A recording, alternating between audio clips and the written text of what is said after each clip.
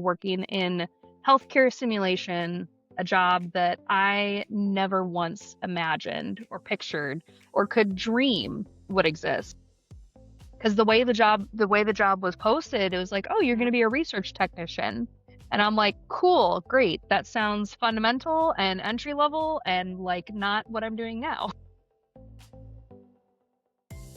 Welcome to the When I Grow Up podcast, where we talk about what people wanted to do when they grew up, what they do now, and how they got there. And guys, I cannot wait to tell you Jennifer's story today, because hers is one that I think if you looked at it from the outside, you might see something where a person just settled into a job that they didn't actually want, but she loves what she does. And the choices that she made along the way led her to the job that she loves now, one that she didn't even know existed. So let's dive in and talk to Jennifer about how she went from wanting to be a veterinarian to getting into the world of healthcare simulation. Jennifer, thank you so much for being here. I am so excited to have this conversation with you today. Yeah, thank you so much for having me. Now, the first question that I always ask every person is, what is it that you wanted to do when you grew up? Oh, starting off big. Starting So off big. What I was can what I was the can dream? the dream was when when I was 6, I told my family that I wanted to be a veteran and join a gang. And what 6-year-old little me meant was I wanted to be a veterinarian. Mm-hmm. But little me didn't know that the shorthand for veterinarian was vet, not veteran.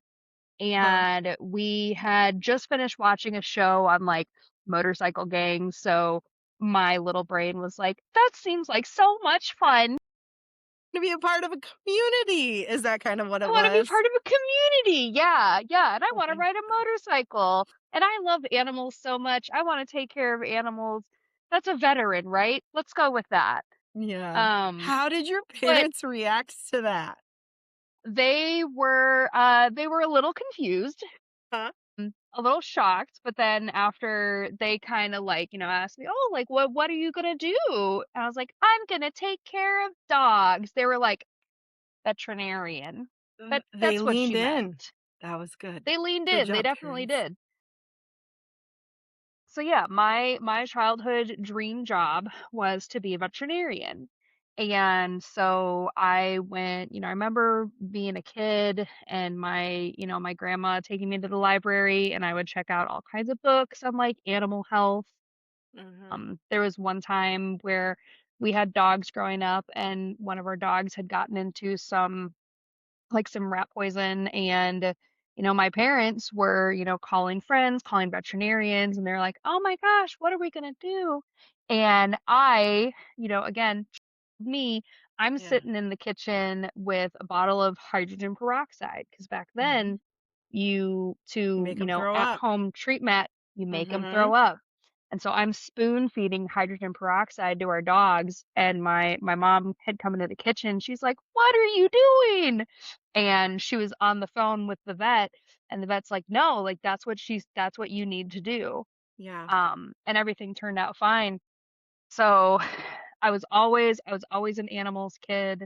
Um, my first job was working in a dog groomer salon.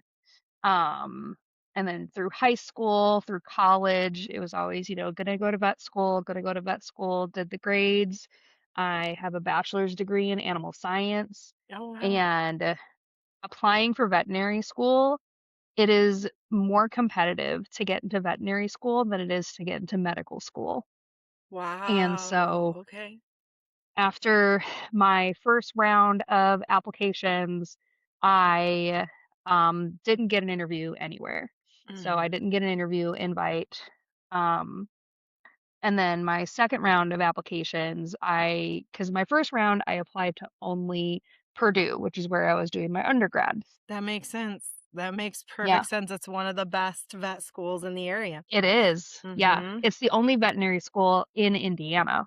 And Mm-hmm. so when I got, rejected my first round, I finished because I was an early applicant. I finished college, finished my bachelor's, applied a second round, and my second time around, I applied to a couple of out of state schools. Well, I got an interview at Illinois, Mhm. and I went to Illinois for my interview. And during the interview day, the dean of the college had come out and gave us all a talk, and he was like, all right, how many of y'all are here from out of state? And so we all raise our hands, and he goes okay, he goes, I'm not gonna lie to you, he goes, we are very expensive. He goes, the cost to Mm. attend school here is very high. And he goes, and it is not a bad thing if you decide that the cost is prohibitive and you don't select us as your school. Wow. And so then I had my actual interview about 30 minutes after that talk. Mhm. So I had my interview. I did well. I remember I went home, I crunched the numbers, and I was like, okay, if I get into this school, I'm going to graduate with $300,000 in debt. Ooh, yeah. Yeah. And so that was a hard pill to kind of swallow. And then it was a harder pill to swallow when I got accepted. Oh my goodness. That's so I wanna chime in here just a moment because I actually will tell people that, I wanted to be a zookeeper, then I found out they worked on Christmas, that was the first dream, and then I wanted to be a veterinarian, and so I worked at a veterinarian as a like, I'd volunteered as a ninth grader, like, that was before there Mhm. were tons of restrictions, so I was, like, stuffing doggy bags and stuff for new puppies and whatnot, nothing too big, um, but I backed out because I did some college visits and learned how much work it was gonna be. Like, not that I can't do work, but, like, I got the hard truth of you're gonna be here a long time, and I think kinda what you're talking about, it is highly competitive, so you've gotta be all in, and I think that was my moment where I went, "I don't know if I'm all in." Mhm. And you were even like, you were beyond that, like, you were all in to the point of a college that it was gonna be $300,000. So tell me what came next, like, I kinda cut you off. Did you end up going? Yeah, Did you not go? Like, what was the I did not. decision? Okay. The decision, I mean, the decision at that point was it was a lot of finances, Mm, because I was staring down at graduating with $300,000 in debt, and as a veterinarian, a starting salary of maybe 75 to $90,000 a year. mhm, And talking with a lot of my friends, a lot of my colleagues who were already in the industry, they were like, we did it, but we also had a lot of support. And at that time, I didn't have any family support. I didn't have like a partner that was, going to be able to financially support me. It was all just me. And so I came to the decision of, okay, I have an animal science degree, I have a bachelor's. What can I do with this? And if in, 3 to 5 years, I'm still wistfully, right, like looking at veterinary school, then I'll try again at mhm. a cheaper, Right, professional more school as affordable. well. I gotcha. Yeah. Mhm, Um, so that was kind of that crux moment. After college, I started working at this little swine facility, this little pig facility, where we were raising pigs for research studies. Studies like diabetes, burn wound research. mhm, Um, And so I worked there for about 4.5 years, and it was during my time there that, I got really comfortable with working in animal welfare and animal research. So worked there for a while. At, one of my closest friends, who was my supervisor, and she's now one of my closest friends. The, then during So they have the animal research field has what's called a like technologist certification. So you mhm, can get 3 levels of certification. A lot of industry have their kind of in-house certifications and mhm, little diploma degrees. And so I was like, okay. was like, I'll go for these. The company I was working for, they encouraged us to study and, earn our Yeah. certifications. And so I remember while I was studying for one of the certifications that the chapter was all about like anatomy and physiology. And as a college student, anatomy and physiology were like my jam. I loved anatomy and physio. I loved teaching anatomy and physio. I was a TA those classes. And I remember feeling very like, man, this is an aspect of like medicine and health that I'm really passionate about and interested in that I don't actually get to utilize a lot Yeah. in the animal research world.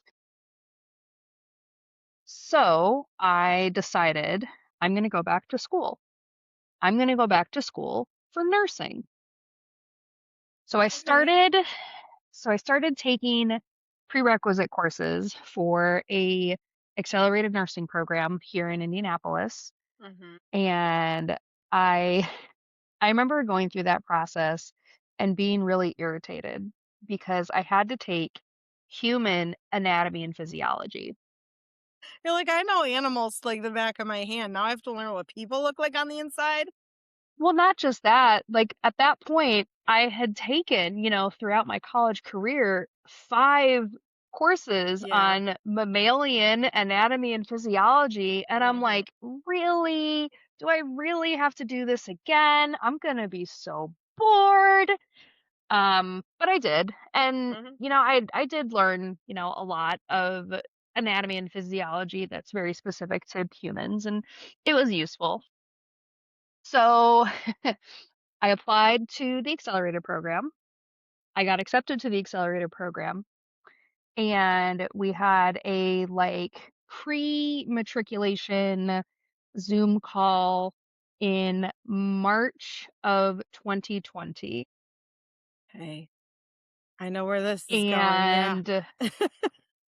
And during this call, this was Mhm. after COVID had like started Mhm. creeping into the States and becoming a thing. I remember in the Zoom call, the leadership was like, yeah, so, current projections have it to where the top of the curve is going to be in May. And Yeah, I remember that. that's when we were all Mhm. supposed to start our classes. And someone asked, they go, "So are we gonna be in person or are we gonna be virtual?" And leadership was all like, "No, we're gonna be in person." And I remember Yeah. thinking to myself, "That's a lie." Because our team had already heard from our director, you know, yes, see what you see on the news, but as an insider in like research and stuff, expect this to go on a minimum of 6 months. So I turned down another seat at professional advanced education, um, much to my dismay, but it ended up being the correct choice because as COVID continued and got worse, I was elated to still be gainfully employed, Mhm. still have health insurance, and still had sick protections. Mhm. Um, that meant that I still had an income while, people around me, I had a new romantic Yeah. partner at the time who was a substitute teacher, and seeing all his jobs just Yeah. evaporate on the spot was really tough. Now I'm curious, Mhm. what is it that you do now? I know we're jumping ahead a So, little. Yeah. no, that's okay because now is the next step in Okay. the journey. So it was 2021, like spring of 2021. We'd been working through COVID for a year. I had been, I was a team leader at my job. I was a husbandry technician, so husbandry being, the Mhm. care and Yep. welfare of animals in research. Mhm. I had also been specifically recruited to work on a COVID mouse study. So I was working with the virus in Mhm. a, super isolated room. It took a lot of time. I was wearing a lot of hats and I was getting very burnt out. And I was getting burnt out to the point where I was like, I I just need to get out. Like I felt like I needed to escape. So I had started applying for any and every job that I could find. And this job, the job that I'm still at, was advertised as a research technician. And I was like, I can do benchtop research all day and night, like whatever, I'm in. And Mm-hmm. when I interviewed for um, the position that they, explained, they're like, we work in surgical education and we do simulation. And what that looks like is we, have a teaching classroom and we will set up task trainers or we'll set up tissue models or we'll set up cadavers Mm-hmm. and have all the instruments and the suture and the materials so that the surgeons and their residents can come in, learn a skill, Yeah. and then we clean up afterwards. And I was like, that sounds so cool. So interviewed for that, got that job, and that's where I've been ever since. So working in healthcare simulation, a job that I never once imagined or pictured or could dream would exist. Because the way the job was posted, it was like, "Oh, you're going to be a research Research. technician." And I'm Yeah. like, "Cool, great. That sounds fundamental and entry level and like not what I'm doing now." And that was you're telling me that was the job title was research technician, but the actual that is so fascinating, and it really like what's the right word? Like it really shows how important it is to read the job description too and to ask about it because it's Mhm. nothing like what I would expect for the title of Well, research technician. right. Well, and the thing that I actually, within my first year of working here, I was instrumental in actually changing the job description because I'm like, y'all advertise this job that has nothing to do with what the job actually is. And if we're ever going to hire another person, like, we need to have an accurate job description. And the field of healthcare simulation in general is still very new and like very, I don't want to say in its infancy, but it's like in its toddler stages, Mhm. but the actual like job development and salary standards, they're all over the board because Yeah. each institution that does any sort of like medical education calls us something different. Yeah. That's so true. Because usually with salaries and comparing what the pay scale is, you have to know what the job is and how it's just like comps of houses. You have to know Yes. what comparable jobs are paying so that you Hmm. can say, look, this person over here is making 70,000, but this person over here is making 120. And those are really big differences. So we need to Yeah. find where that lands. And a lot of in my industry, I've, found that a lot of the confusion about, what is the role of a healthcare, a healthcare simulationist or in the society, it's a simulation operations specialist. And a lot of the confusion is that the job role is whatever the simulation center needs. Mm. Hmm. Some days I am a data analyst. Some days I am a classroom, attendant. A lot of days I'm information technology. I have robots, like I have surgical robots. I communicate with vendors to try and, make sure that if they're bringing equipment that they have the correct address. So like I'm logistics. I'm a grant writer. There are a lot of jobs rolled up into the job to ensure that like our education, simulation center is running smoothly. So then so you said you helped them rewrite the job description and title. How did you do that? How did you like come up with the description and everything? So the compromise, I didn't get all the things that I wanted. The compromise ended up being I found a job title and description within the existing institution's like job ladder framework, Mhm. um, which is an academic lab technician or an academic lab specialist. And the job description of that is essentially what I do, support of academic education programs. Mhm. And so when, I was trying to have these discussions with HR, and like my supervisor, she's been doing this job for 20 plus years, and she's like, she was doing it by herself. She's like, I wish that I, could help you in this. She goes, but Yeah. I don't have the experience that I think you need. So Mm. I was kind of, doing it on my own. And so when I found a job that I was like, hey, look, HR, if you just change it to this, you don't have to change my job code. You don't have to change my class. You don't have to make something new. Just change it to this. And they're like, yep, sounds good. Yeah. Easiest way to handle it for us. Yeah. Yes. Yeah, for sure. And I still like it still leaves a little bit of room for like salary growth and job development. So that way when we hired in a second person, they hired her in at the same level as me, Yeah. though they didn't give her the equivalent salary. Fair. Um, and like their justification is like, well, Jennifer has a bachelor's, you only have an associate's, so Hmm. there's that balance. But still within like the framework of the job, there's room for growth and development. Yeah. So this may sound like a silly question, but do you love what you do? I do. I do Yeah. really love what I do. I love it's very flexible, Hmm. and the nature of our job means that every week there's something different going on in the lab. Ready.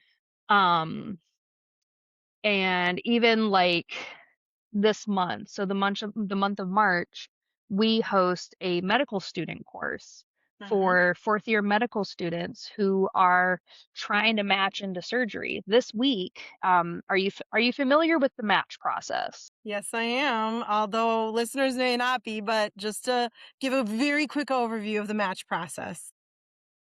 Yeah. So, say I wanted to become a doctor. I graduate high school, I get a bachelor's degree from any college. I am accepted to medical school. I do 4 years of medical school. During your third year of medical school, your third and fourth year, you start interviewing at other residency programs. And as part of the match program, it's an algorithm that takes into account I as a medical student, I have gone to these different residency Hmm. programs. I've interviewed at residency programs for this specific specialty. And then I have my list of if I have my Right. first choice, I want to go to New York. My second choice, I'll go to California, to Colorado, to Hmm. Minnesota. And I have this list. And then I submit that list to the match program.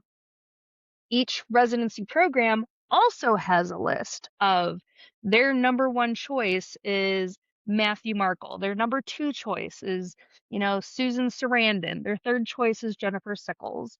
Hmm. So then the algorithm takes that combination of my options, like my Yep. rank list and institution rank lists, Hmm. and this coming Friday, I would be sitting in a room with all of my fellow medical students, It's and so I would open stressful. it's It's so so stressful, stressful. I know. Hmm. where then you open an envelope, and in that envelope tells you, "Hey, you got matched at this program. That is Yeah. where you will be attending your residency," and you have no choice Yeah. of if you did Yeah. if I ranked that residency program as my, number 10 or my last, but they rate if that's my Yeah. match, that's where I have to go Yeah. if I want a job. Yeah. And on the flip side, say a place like just say like we'll take just hospitals. Say hospital, you list A, B, and C as your top three, or we'll just say, but then hospital D says they like you, but you didn't put the name on the list. Doesn't matter You that don't they go liked there. you. You don't go because both people have to Exactly. agree that the list, like that you're on their list and they're on yours. Yeah, I know it's Mhm. so stressful. So when I said yes, I know it. I talk to a lot of med students and hear a lot Yeah. of the stress that comes from that. So, Yeah, mhm. so, like this month we host the med student transition course. So for a month they're in our, we post them and they're in our space and they're learning how to do central lines, they're learning suture and knot tying, um, they're identifying instruments, they're practicing their gowning and gloving skills. Mhm. And then this Friday they'll match, and next week they'll have a week long of cadaver work. So they'll Mhm. have, 4 days straight of being able to, work in teams and work on a cadaver to, better understand all of the anatomy. And, this is what suturing actually on skin is going to be like to prepare them for their first year of residency.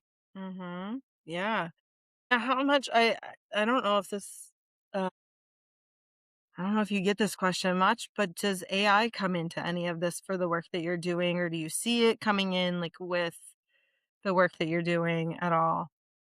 So I say luckily I in get it. my specific job role, we don't utilize AI yet. There's Mhm. not I can't really see a use case for AI in my specific job Mhm. because our job is so like human facing. So It's very hands-on like and yeah, very mhm. hands-on. Mhm. However, in the realm of surgical education, I am starting to see where AI is being trained to like watch a video of a resident suturing on a suture pad to then Mhm. grade their suturing technique and Oh, give sure. feedback on Mhm. suturing technique. I see AI being utilized on our robotic training systems where a student will go through and they'll do like a simulation task. And at the end of the task, they'll get feedback that says, okay, like here are some tips for, increasing your performance or improving your efficiency of motion. Um, and there's a lot of AI tools Sure. being developed, especially in the robotic space. That's fair. If you were to look back, or go back to your child self, maybe not the veteran gang part of you, but the veterinarian part of you, like, would you would you still wanna be a veterinarian knowing what you know now about the work that you're in? I think I it's so tough because I've always asked Sure. myself that.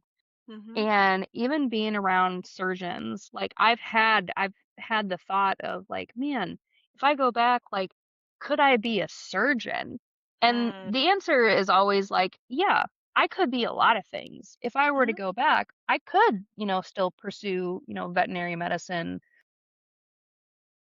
But I, as like a personal philosophy, I try not to dwell a lot on like the could have beens because there's a lot of things that I could have been. There's a lot of things that I could have done. And I like we as humans are not the sum of our wasted potential. Um and that's all to say like I'm very happy with the life and the career that I have today. Um I hadn't brought this up, but I'm in classwork for getting a master's in adult education. I don't think that that's a path that I would have ever followed down had I not been right where I am today. Yeah.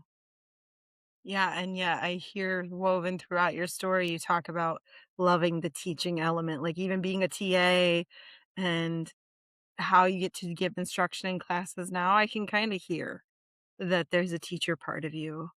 And I agree with you. I don't think the world of what if and if only does us much good, but I'm always curious if there's a part of us that still looks to the past even still, you know? Yeah. And I mean, heck, I've even had my surgical director here, I'd be like, man, I think I could be a good surgeon. And he goes, it only takes like 10 years. He goes, you're 10 30. years and That's hundreds still of young. thousands of dollars, you know? Right. And Mhm.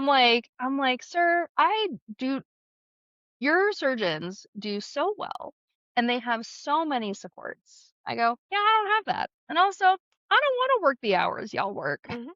Mhm. I've seen you guys come to class after, being on call for 24 hours. I don't think I want that. It's yes. Oh my goodness. It's and I know we could talk for so much longer on this, I'm sure, but I do think there's times where you get to see people in a field that maybe you're interested in, and when you see it in real life, it really starts to tell you, maybe I don't really like what that all entails in that position. Right.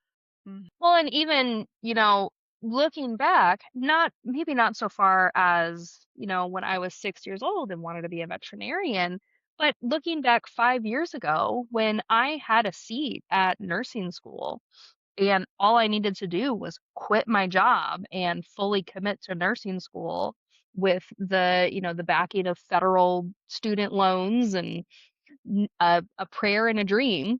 Um, and I still don't regret the choice that I made, especially knowing the current state of nursing and hospitals and the kind of things that nurses went through during the height of the pandemic. I'm 32 years old, but in 3 years I'm going to be 35 and I could either be 35 with another degree or not.